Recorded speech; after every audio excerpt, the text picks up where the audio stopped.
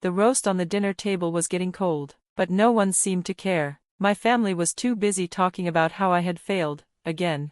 A bank teller, Michael? Really? My dad said, clearly disappointed. You went to Stanford Business School for 4 years just to end up as a bank teller?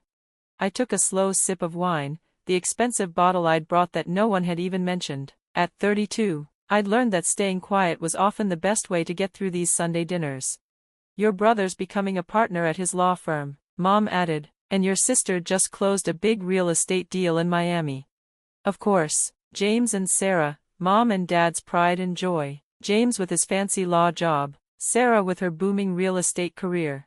It's actually called personal banking advisor, I said softly, even though I knew it wouldn't make a difference. Dad dropped his fork onto his plate. Oh, personal banking advisor, as if that sounds any better. He leaned forward, his face red with frustration. Do you know how embarrassing it is when people ask me what my Stanford-educated son is doing with his life?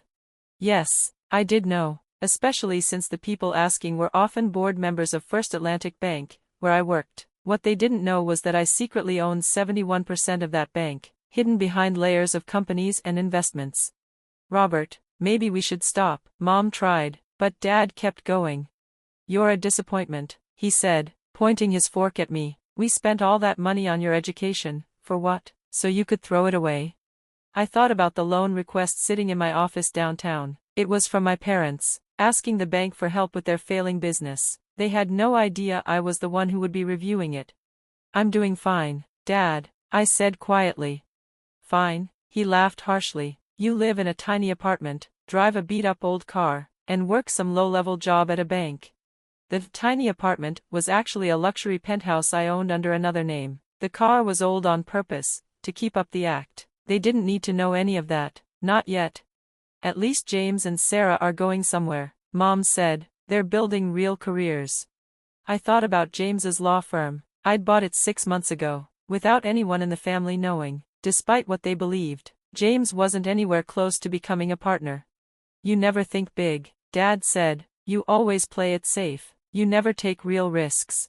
If only he knew, that small job he mocked was just the surface. In truth, I had built a multi-billion-dollar empire, banks, investment firms, real estate, even the law firm James worked at. Maybe you're right, I said, standing up. It was hard to hide my emotions, knowing what was coming the next day. Where are you going? Mom asked. We're not done eating. I think we are. I grabbed my coat. Thanks for dinner. Running away again? Dad called out, just like always. You're still a disappointment.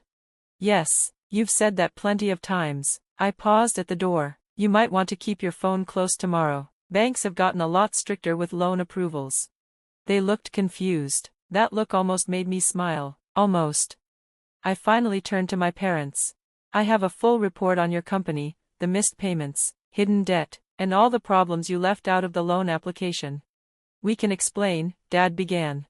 No need, I said, raising my hand. My team has been looking into your business for months. We know exactly what's wrong and what needs to be fixed. The room went quiet. The board members looked away, trying not to watch my family's embarrassment. Why didn't you tell us? Mom asked softly. I leaned forward. Do you remember when I started at Stanford? I told you about my ideas, digital banking, algorithmic trading. Dad shifted in his seat. He remembered. You said I was dreaming too big, that I needed to be more realistic, be like James and Sarah. I gave a small smile, so I decided to build something on my own. No family help. Just me, proving myself. What about your job as a bank teller? Sarah asked. It gave me a view from the ground. In my company, every executive starts at entry level, though they don't know it's me who requires that. Then I pulled out a document. About your loan. Dad sat up straighter. Given that we're family. That's not how I run my banks, I said. Every loan is judged fairly. I handed them the paper. Your company doesn't just need money. It needs a full restructure. They stared at it. The plan would save their business, but they'd lose a lot of control. You can accept this and save the company, or decline and find another lender, but I should mention we've bought out most of your other options over the past year. The boardroom went silent. My parents had no choice now. The son they once saw as a failure now controlled their financial future. I stood up and fixed my jacket. Take some time to think. Janet will show you to a private room. Oh, and Dad. He looked up, stunned. That Stanford education you paid for, this is your return on investment. In the weeks that followed, everything changed. Dad signed the deal. He had to, if he wanted to save the company. But as he signed the papers, his hands shook. I didn't feel proud, just empty. You could have told us, he said quietly, all these years. Would it have changed anything? I asked, or would you have just found more reasons to be disappointed? He had no answer. My team quickly took over. They fixed the company, cut waste, and made it profitable again. It was hard to watch Dad lose control, but it was necessary. James was the first to try to patch things up. He came to my real office, not the small fake one. About what I said before, he tugged at his expensive tie. I was wrong. I didn't say much, just signed off on a billion-dollar deal. Who knew you'd end up owning my law firm? He added, trying to smile. I pulled out a folder. Let's talk about your gambling debts. He went pale. Michael, I can explain. No need. The firm's accountants found everything. $300,000 taken from client accounts. That's serious.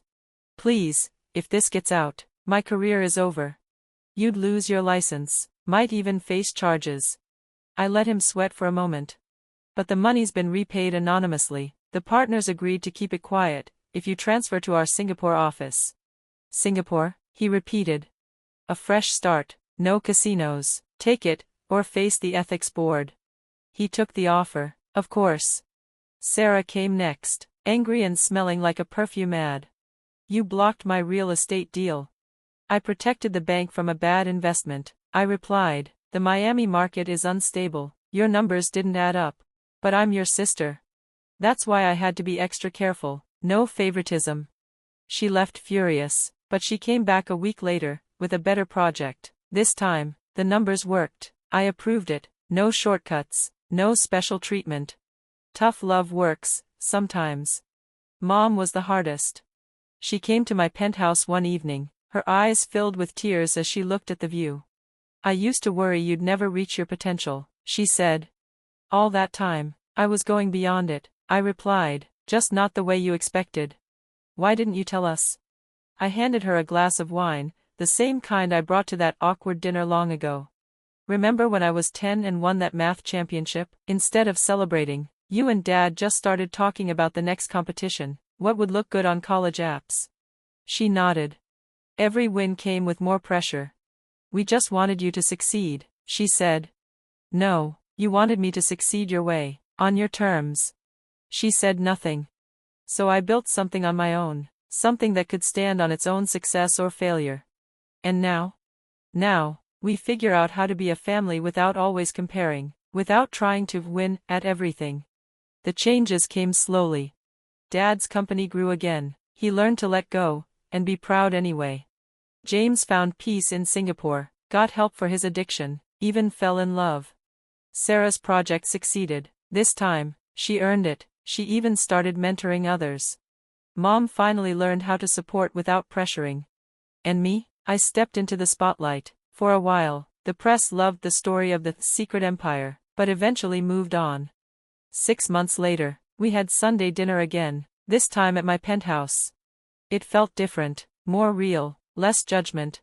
Do you ever regret hiding your success? Dad asked after dessert. I looked around. James, healthy and calm. Sarah, focused and proud. Mom, quiet and content. No, I said, we all had to learn what matters. And what's that? Mom asked. Not money, not titles, but doing work that matters, and having honest relationships. Later that night, after they left, I looked out over the city. My phone buzzed, a message from Dad. Thank you, for saving my company, and for showing me what success really means.